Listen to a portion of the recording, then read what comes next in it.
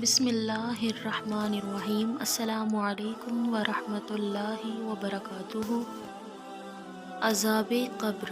حضرت عائشہ رضی اللہ تعالی عنہ سے روایت ہے کہ ایک یہودی عورت ان کے پاس آئی اور قبر کے عذاب کا ذکر کر کے کہنے لگی، اللہ تجھ کو قبر کے عذاب سے بچائے رکھے۔ حضرت عائشہ رضی اللہ تعالی عنہ نے کہا، میں نے رسول اللہ صلی اللہ علیہ وآلہ وسلم سے پوچھا، کیا قبر میں عذاب ہوگا؟ آپ صلی اللہ علیہ وآلہ وسلم نے ارشاد فرمایا، ہاں قبر کا عذاب سچ ہے۔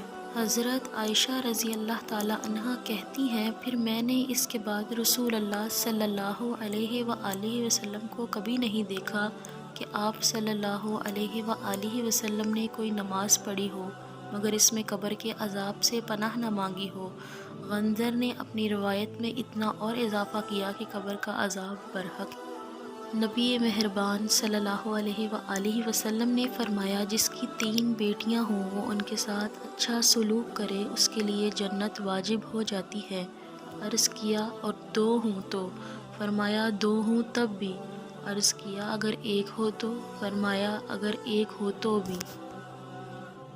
نبی کریم صلی اللہ علیہ وآلہ وسلم نے فرمایا، کسی بیچاری یا بیوہ عورت یا کسی مسکین حاجت مند کے لیے دوڑ دھوپ کرنے والا بندہ اللہ کی راہ میں جہاد کرنے والے بندے کی مثل ہے۔ مزید ایسی اسلامی ویڈیوز دیکھنے کے لیے ہمارے چینل ماریہ خان وائس کو سبسکرائب کریں۔ اللہ حافظ۔